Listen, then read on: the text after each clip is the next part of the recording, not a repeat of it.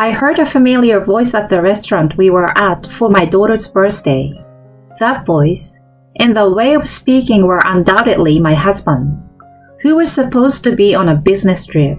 Sorry, I thought I had made a reservation at that fancy restaurant. I messed up big time. Don't worry about it. I'm happy anywhere as long as I'm with you. Thanks.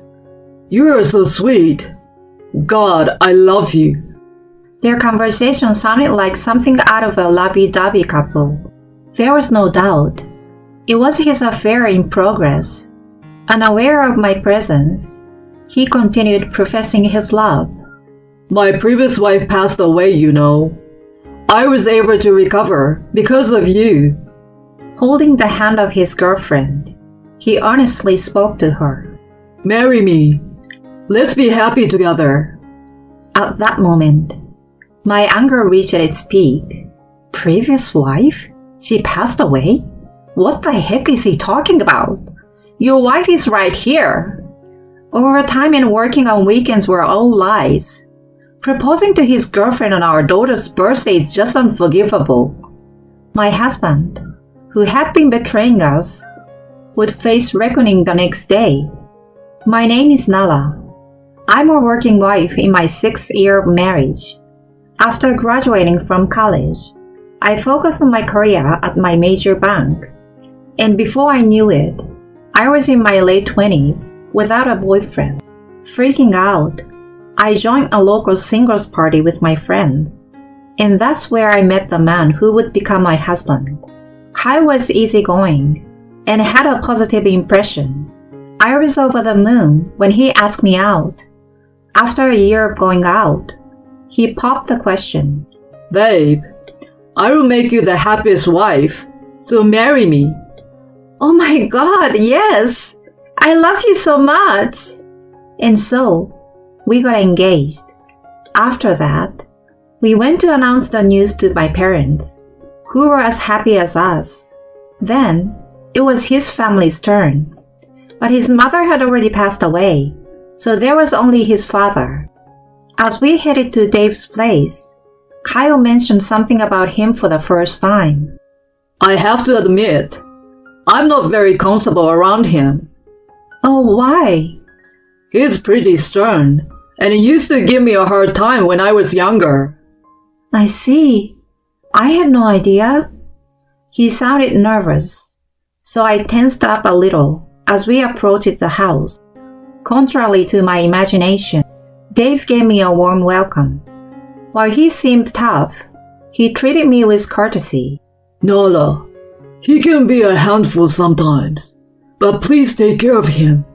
Don't worry, Dave. I'm used to it by now, haha. Kyle, you are starting a family now. Take responsibility and be a good husband to her. I know that. And so, our first introduction to the in-laws ended. Afterward, we got married, moved into our new apartment, and began our newlywed life. Right after we started living together, I realized that he couldn't do any housework. Well, he used to live alone, so it was more like he had no intention of doing it. Dirty laundry would be all over the floor, and he wouldn't even bother to clear the dishes after eating. I asked him to help with the housework once, but he simply dismissed it. Isn't that the wife's job when you get married? Are you seriously asking me to do it? I was totally stunned and couldn't say anything back to him. Since then, no matter how much I complained, he never improved his attitude. About 2 years into this kind of life, I found out I was pregnant. He was overjoyed and looked forward to discovering whether it was a boy or a girl. My parents were thrilled to hear the news too, and Dave said, Take it easy on yourself from now on, and have a healthy baby. Our child was blessed by everyone, which made me happier than anything. However, when my morning sickness kicked in, Kyle still didn't show any sign of helping me with housework. I was so frustrated, but I had to push myself to do the chores, no matter how unwell I felt. When I was 8 months pregnant, he surprised me with a sudden statement. Hey, hon, I'm thinking about taking paternity leave. Huh? Really? Yeah, you know my company is Scandinavian, and a lot of my colleagues are from there. I see them taking leave and being involved in caring for their newborns. It's pretty cool. As you may know, Scandinavia is one of the most advanced regions when it comes to the family support system. Learning that he was aiming to become an involved dad made me happy. Thanks, love. It means a lot to me. I was feeling overwhelmed. It would be great if you could help with babysitting and housework. Leave them to me. I believed that he would change his way once our baby arrived. I was still hopeful back then. Later, I gave birth to a healthy girl named Emma. Kyle took 3 months of paternity leave, which was scheduled to start at the same time as the baby was born. However, he still didn't do anything contrary to my expectations. He would hold Emma and coo on her. But as soon as her diaper was wet or she started crying from hunger, he would hand her over to me.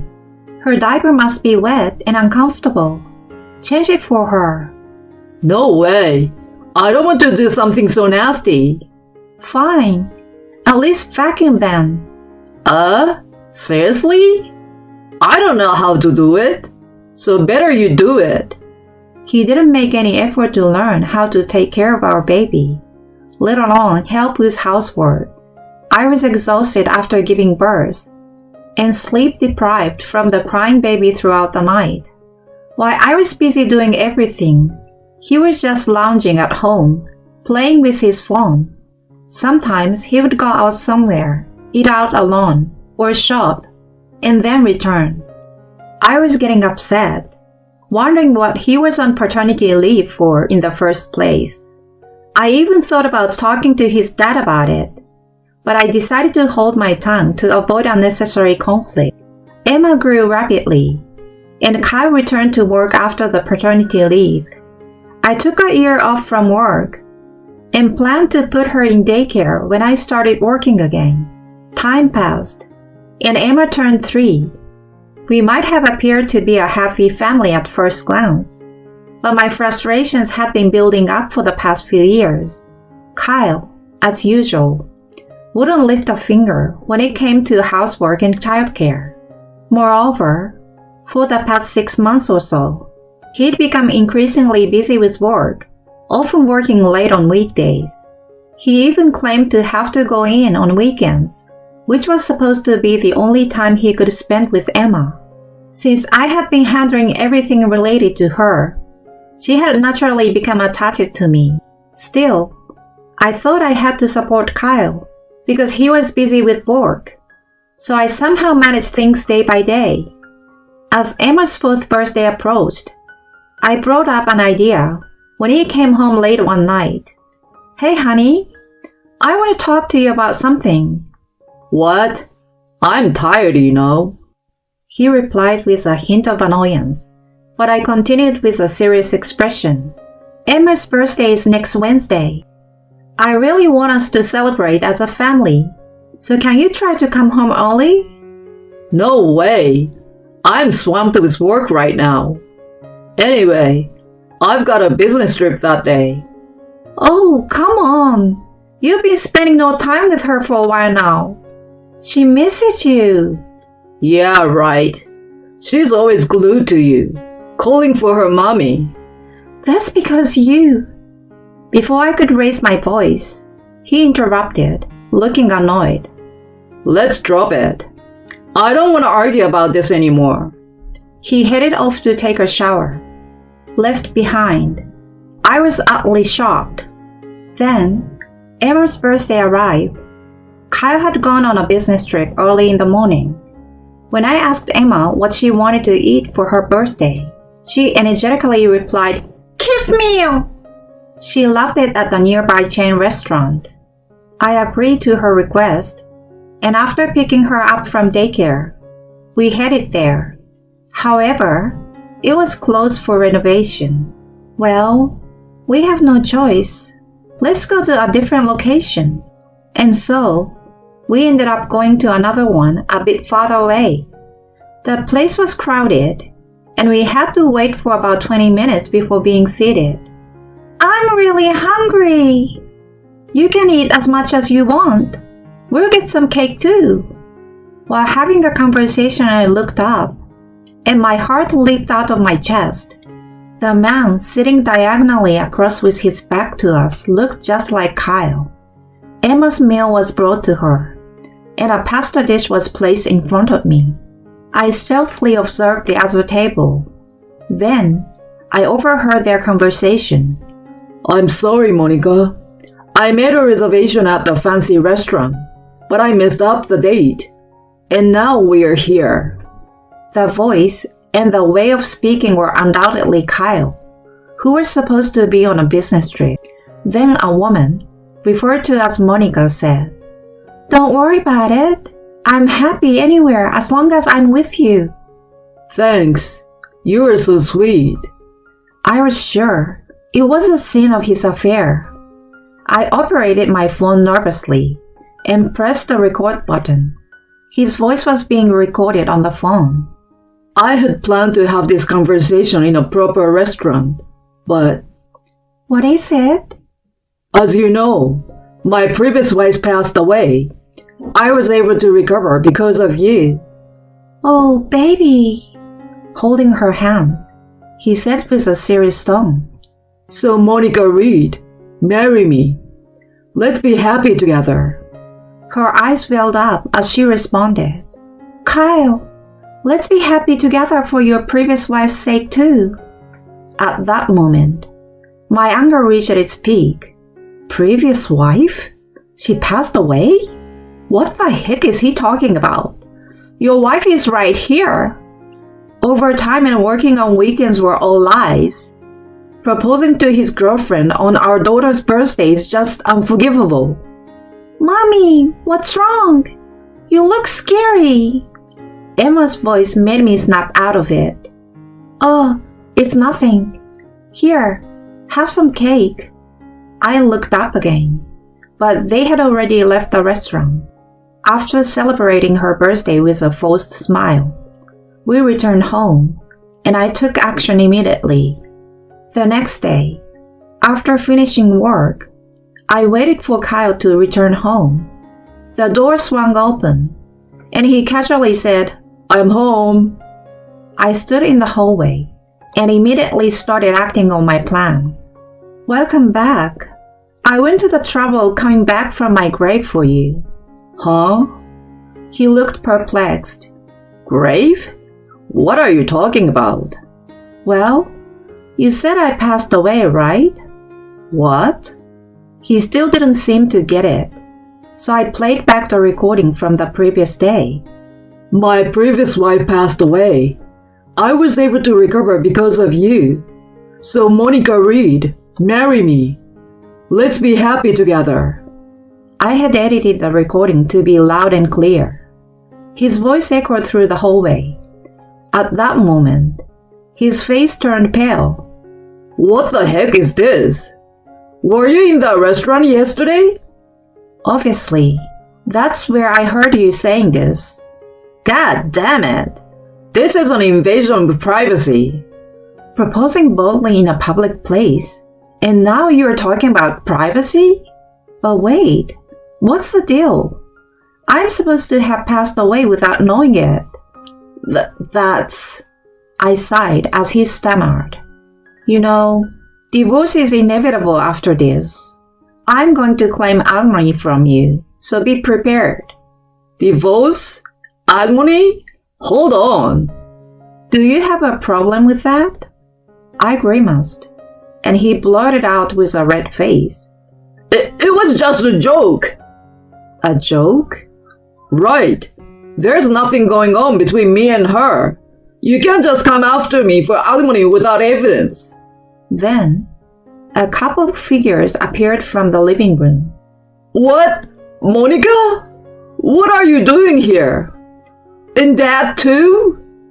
Monica was glaring at him with an intense expression, and Dave was standing with his arms crossed, showing his anger. After I got home from the restaurant, I searched for Monica Reed on social media and contacted her, revealing everything. Judging from their conversation, I had thought she didn't know the truth. I was right. She was terribly shaken and apologized to me. I accepted her apology and asked her to help me.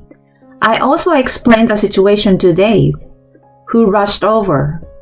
I left Emma with one of my mommy friends and ambushed Kyle with them. Jeez, Monica, he mutters as if in a daze. Then she started screaming at him. You said you were lonely because your wife passed away, right? She's still alive.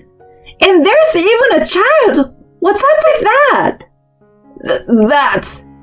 You proposed shamelessly even though you're already married. I was a fool to accept this garbage. She threw the ring box at him. It hit him square in the face, and he crouched down in pain. Ouch! What the heck are you doing? I'm going to sue you for marriage fraud. I'm coming after you for tons of money, so you better not run. She huffed and puffed. Kyle was still crouching and stared her up in bewilderment. The next to speak was Dave. You are really a fool. You betrayed Nala and Emma, and on top of that, you deceived a young woman. You're an absolute idiot who was straight from the past. It's empathetic as it gets. He then approached Kyle and delivered a powerful slap. There was a sharp sound, and Kyle groaned. He writhed in pain, clutching his face but not uttering a word. I watched him with a cold gaze. Come on, get up. First, apologize to Nala. Dave's face was contorted in anger, and he pulled him up. Tears welled up in Kyle's eyes as he began to apologize. I'm so sorry, Nala. Please forgive me. Please say you forgive me. Otherwise, my old man's going to... I don't even want to think about it. He trembled and hung his head down, and I gave him a tongue lashing. Who would forgive you? I don't want a husband who doesn't do any housework or childcare, and on top of that, cheats without a care in the world. We're definitely getting divorced, even if I have to fight in court. I will make sure I get custody and alimony. Oh no! He looked dazed while Dave grabbed him by the scruff of his neck and dragged him out of the house. Then Monica took my hand and apologized again. I too said, I apologize for my husband's behavior. Later, my divorce with Kyle was finalized, and I gained custody of Emma. I claimed $130,000 in lump sum as alimony for his infidelity and child support. Apparently, Monica also managed to get some compensation from him. Of course, he couldn't afford such a large sum, so Dave lent him the money and paid it all.